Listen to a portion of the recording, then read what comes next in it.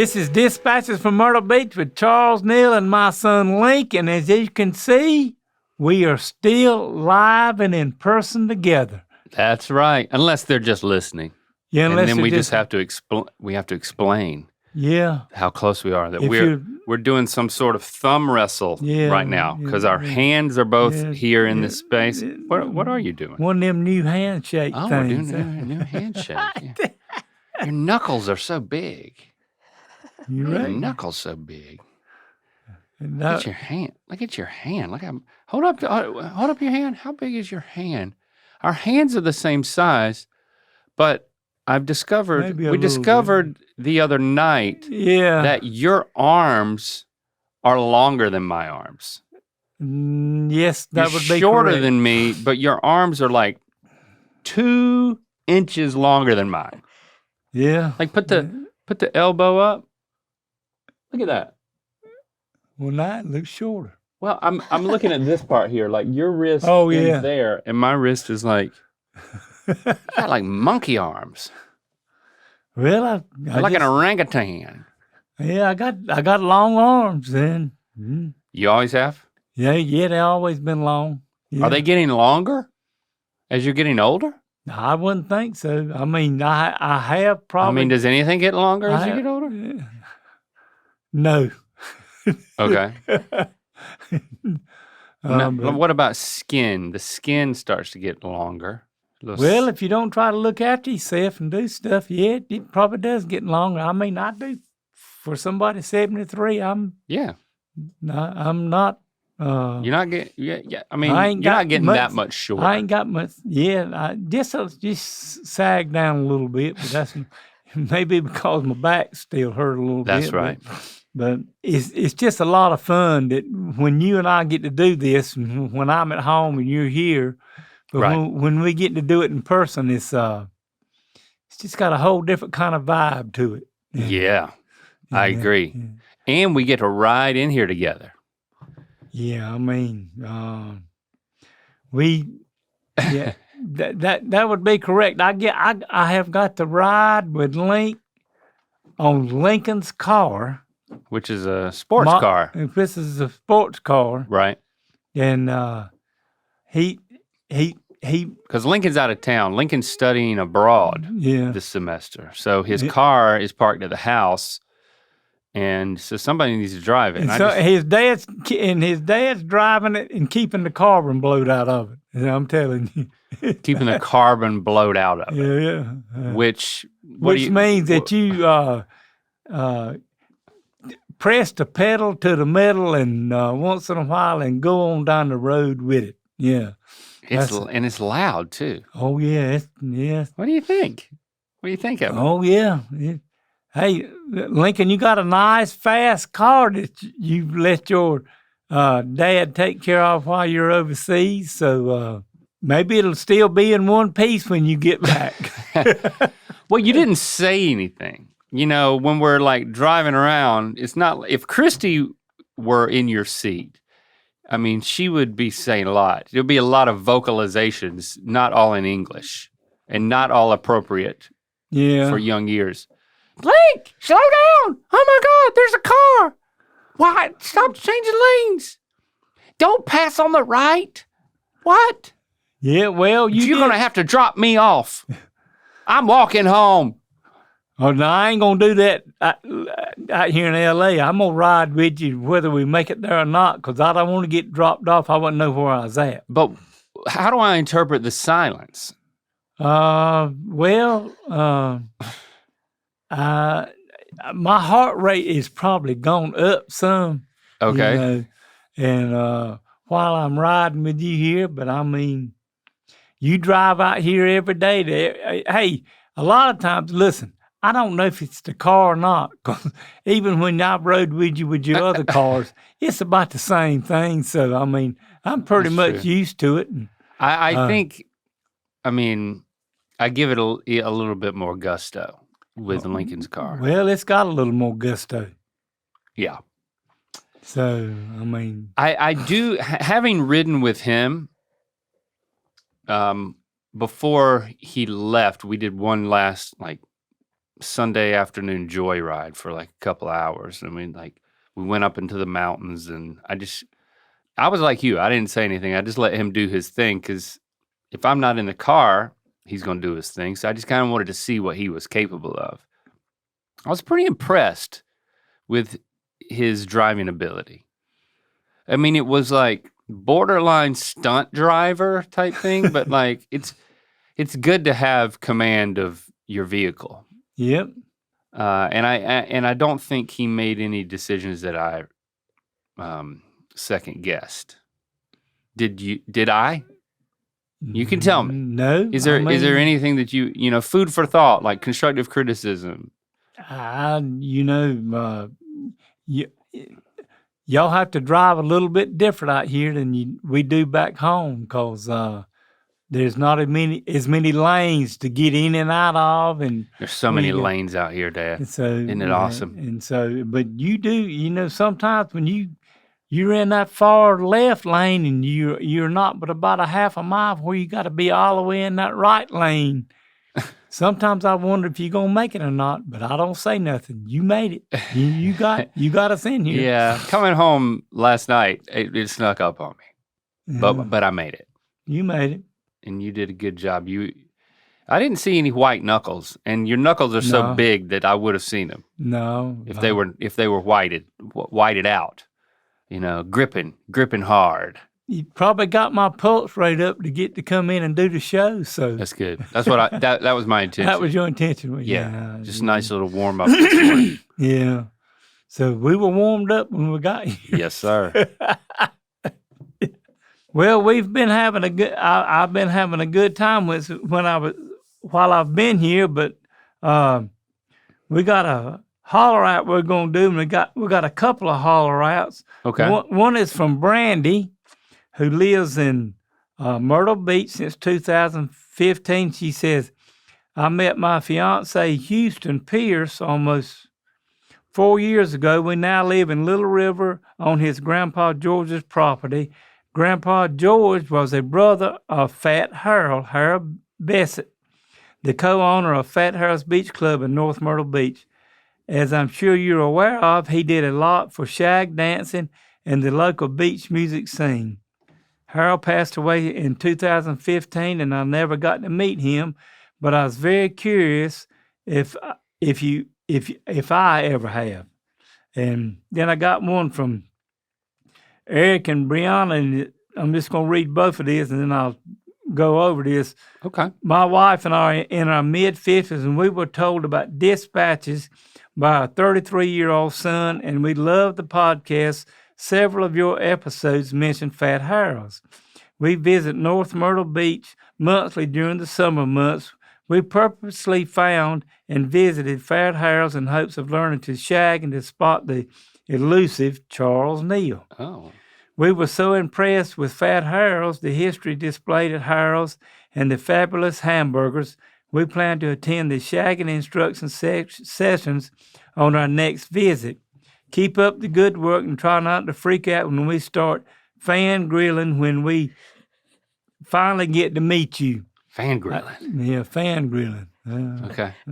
I reckon that's getting excited because I've had several people that seen me in Fat Harold's and came up to me and talked to me, and I don't know if it was these same people, but they told me that their son watched Dispatches from Myrtle Beach and Good Mythical Morning too. Okay. And that they took a picture with me and was carrying it back home because their son was going to be upset that he wasn't there when he got to meet me. So you're not always elusive. No. Sometimes people see you No. and they get the fangrill. Yeah, I do. But Brandy, to answer your question, I probably met Fat Harold Bessett in 2010. Okay.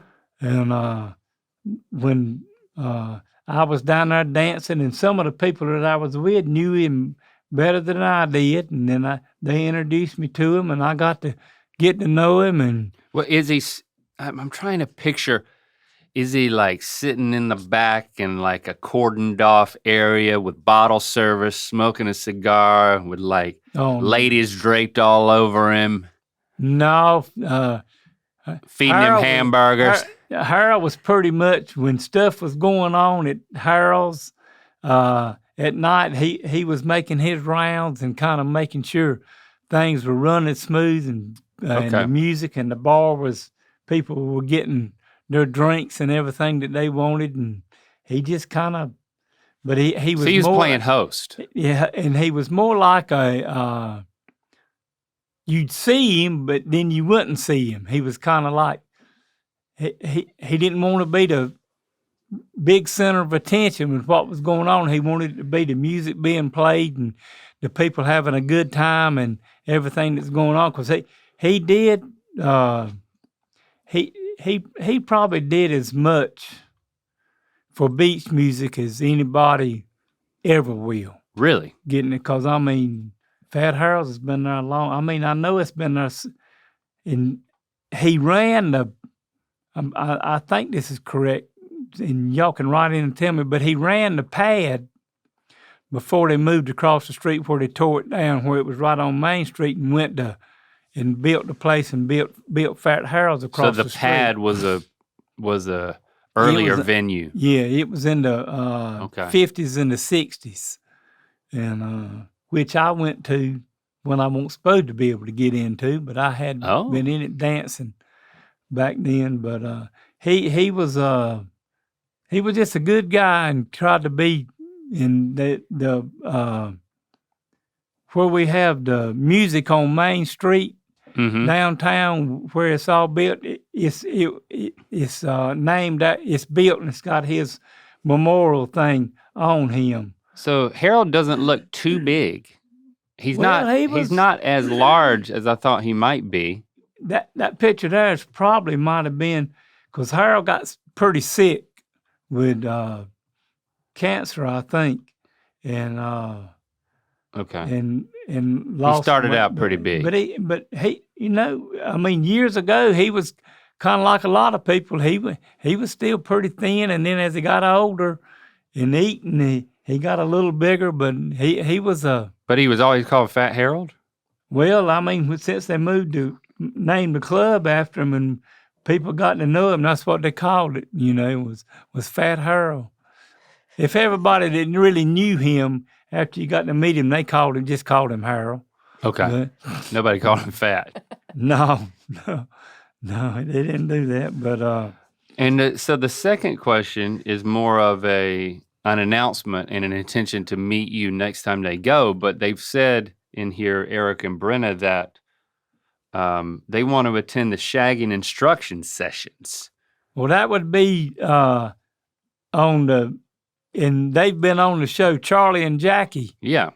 Where they teach shag lessons on Monday night, starting at 6 o'clock for beginners and 7 o'clock for intermediate, and then 8 o'clock for the advanced. Okay. So, you got... On a Monday night.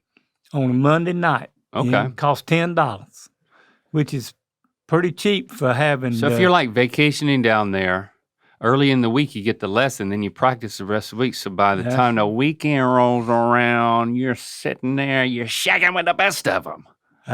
You can do that. You can do that, but... we got to get your back better so you can get back in shagging shape, Dad. I'll get it better. Okay. Yeah.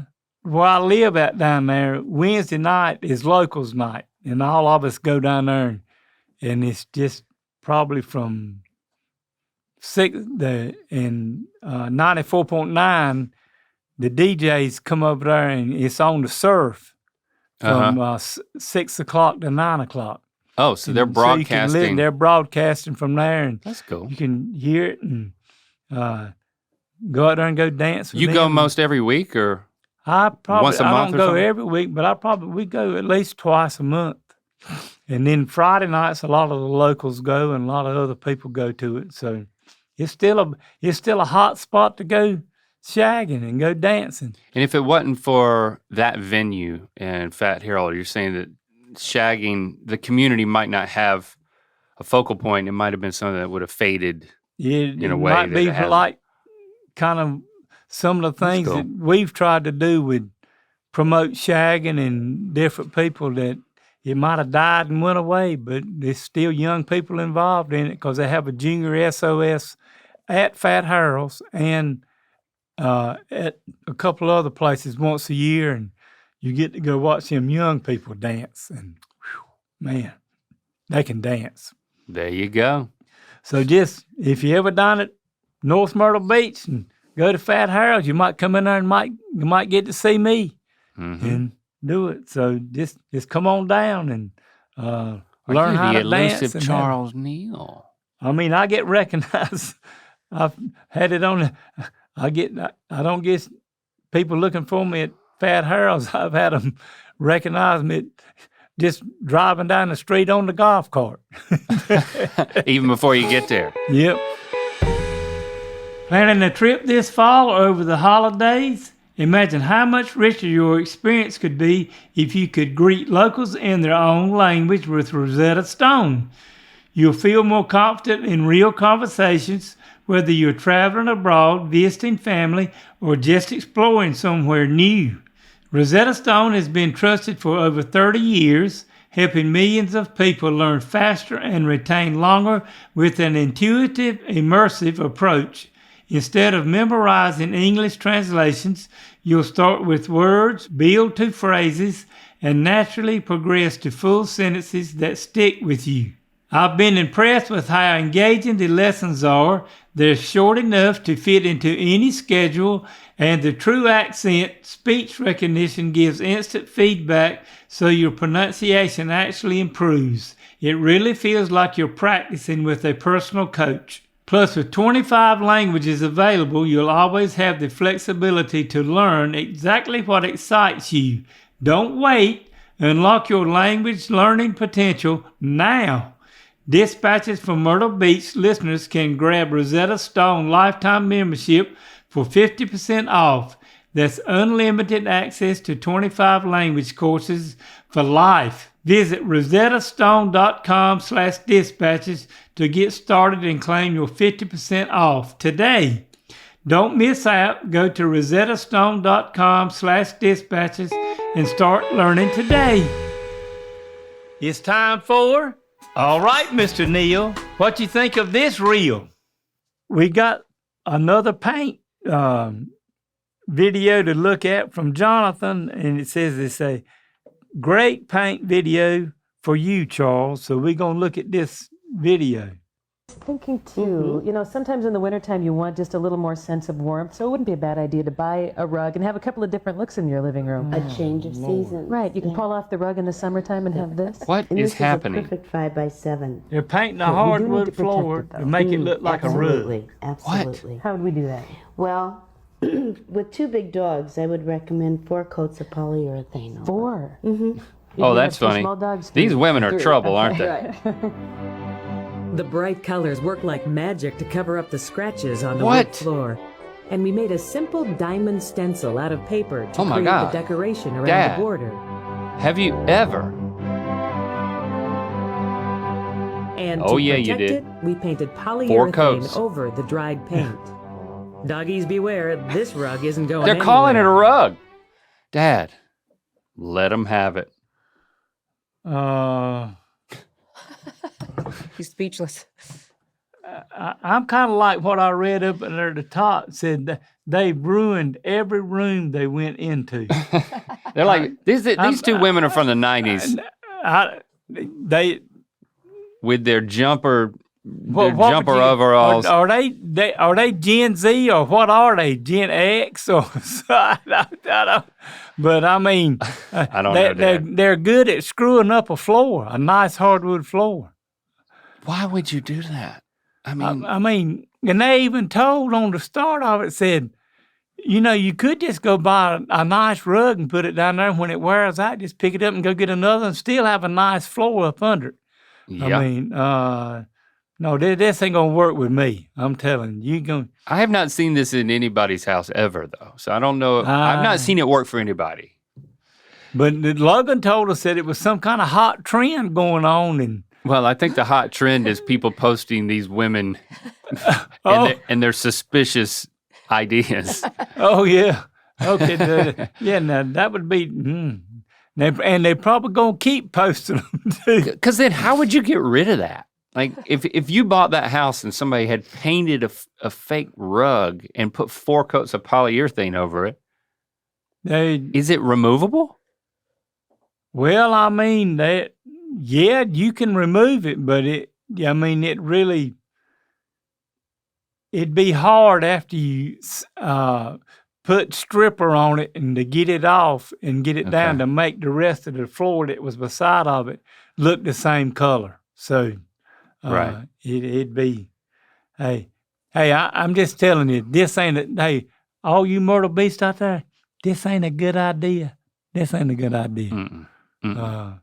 So, I mean. Because this is the type of thing that could come back, People try to bring stuff back all the time.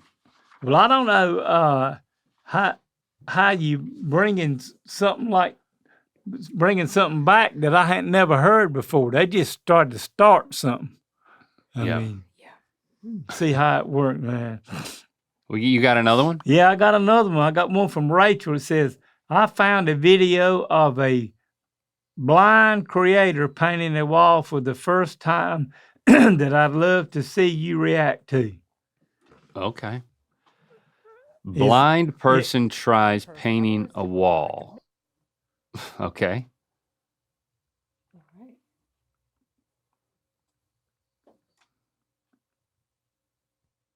Well, as a blind person, I've always kind of thought I could do some painting. I could cover a wall with paint. I mean, how hard could it be?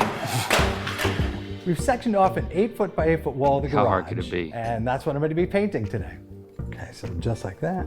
This is something I always wanted to try, and I feel like I Good for him. Probably about 3/4 of it covered. Yeah, I'm too. So, with the sound I'm hearing, I can tell whether or not the roller is flush with the wall, right? That I'm making full contact. okay. Let's see. Right there, okay. Right now I'm having a look to see how much I've done. Look. Nerve-wracking. I think She's some places having to might be a little look. thicker than others. What am I doing? But I think I have the whole wall fairly covered. Confidently, I can say that. Did he though? So he made a wall, a smaller section of the wall. Yeah.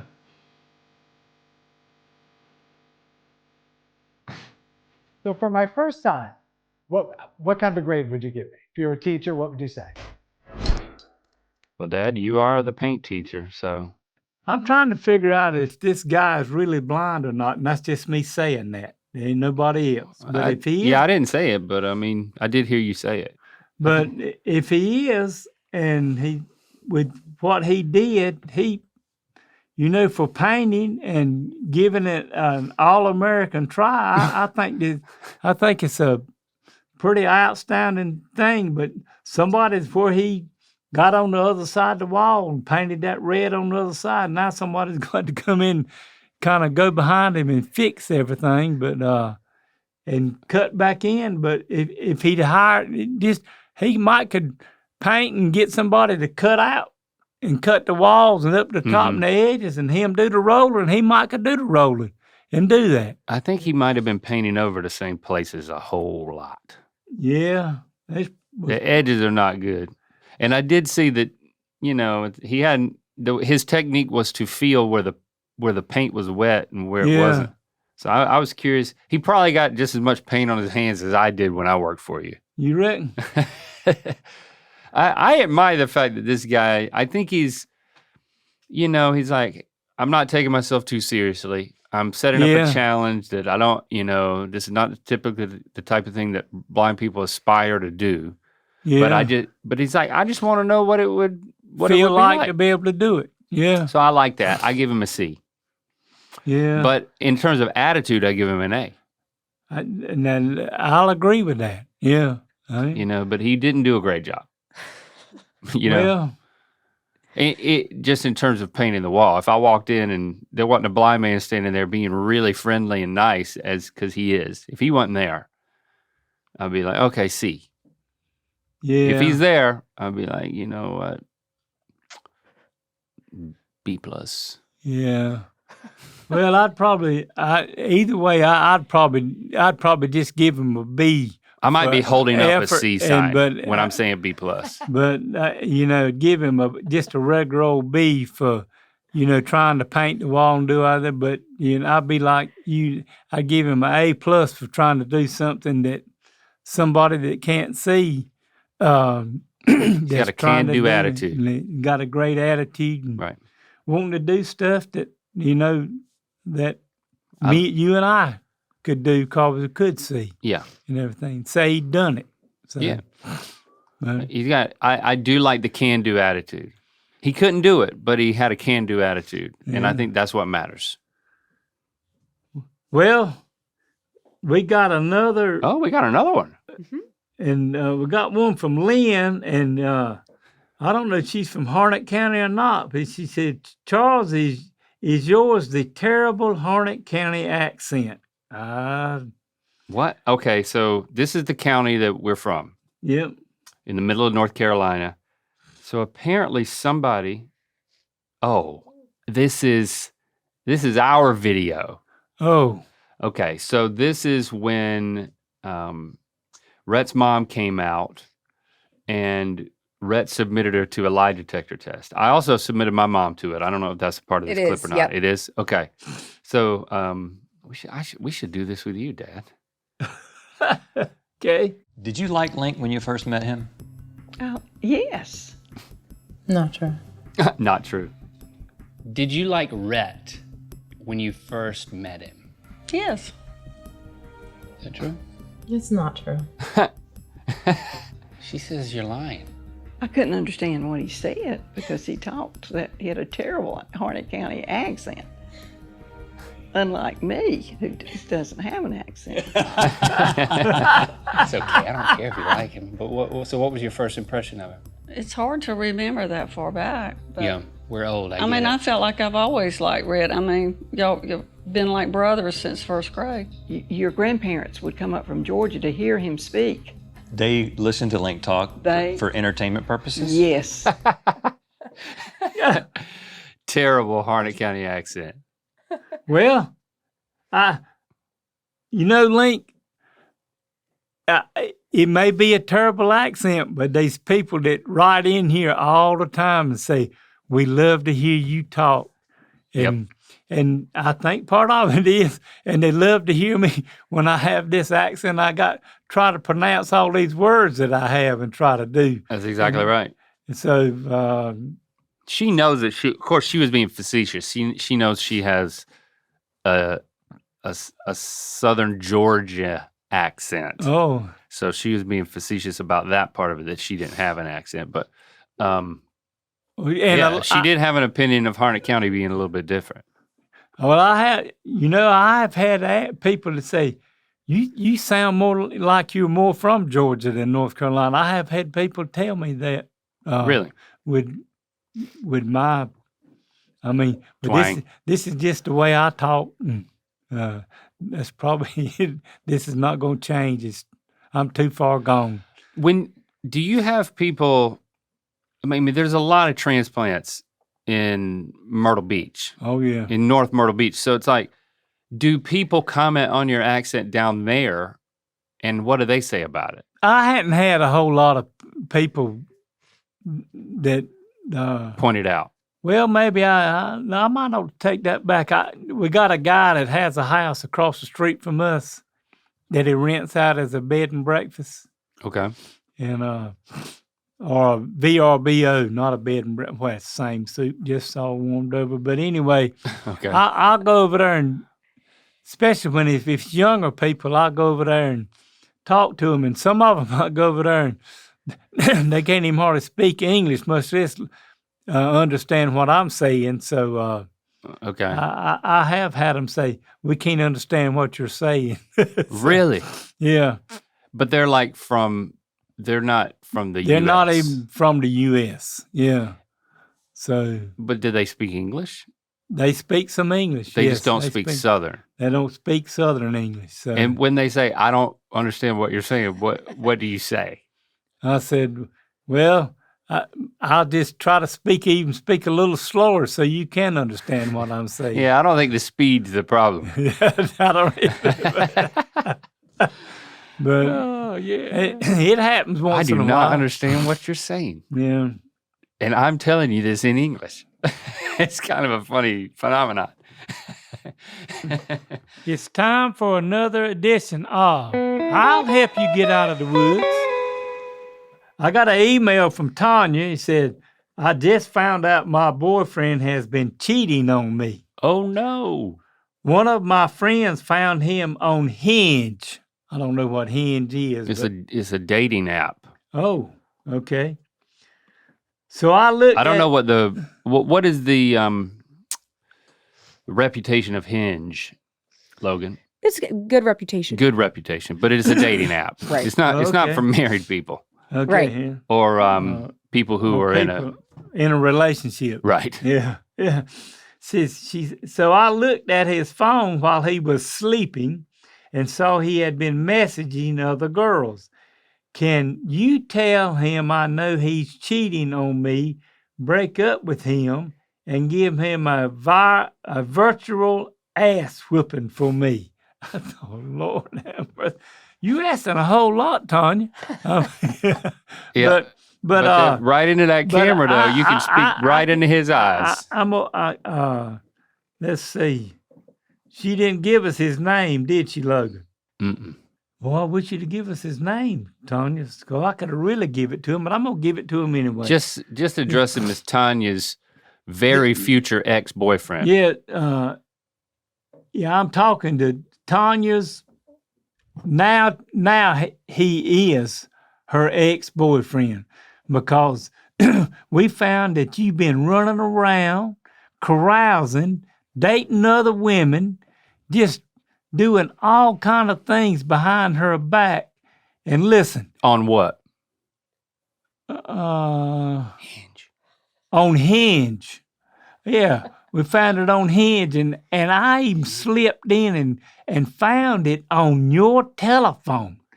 Well, the Hinge that you need to be on is like when you open that door up when you leave in Tanya's house, don't let it hit you in the ass. And don't be coming back over here no more, because you are not invited in this house. And if you've got anything left over here that is yours, it'll be out in the front yard after a while. So just come back and pick it up at another time, and don't be bothering me no more, and hand yourself right on back out into somebody else's door and see if they'll let you in, let you run around. So you just do whatever you want to, but this is Tanya, and this is Charles from Dispatches from Myrtle Beach telling you not to be bothering me anymore. I'm going to find me a boyfriend that's going to be good to me and that I can trust. So I'll be on down the road and I'll be talking to you. I'll see you, Tanya's ex-boyfriend. Hold on. You became Tanya? Or? Well, I was just helping Tanya get rid of him. Okay. By becoming Tanya. Okay. All right. I was a little confused, but I do think I understand. Yeah, so. All right. But I think that was successful. Wow. The only hinge you need is the one that opens the door that's going to hit you in the ass? That's pretty good, Dad. That's really good. That is really good. Well, I reckon we're going to have to hinge on out of here again too, Link. Yes, sir. It was fun having y'all all here with us today. We'll be back next week for another in-person episode. And don't forget to follow and subscribe wherever you get your podcast and on YouTube. And while you're at it, rate and review us on Apple Podcasts. And if you got a question, comment, or a story to share with me, email me at ratherbeshagging53@aol.com. And y'all have a great rest of your week, and we can't wait to hinge yourself on out the door the next time. We'll see you next time. Good work, Dad. Love you. In unison. Good Mythical Evening is blasting off October 23rd at 10 p.m. Eastern, 7 Pacific. You can join us live from home or with your fellow mythical beast at a participating Alamo Draft House near you. Get your tickets now at goodmythicalevening.com.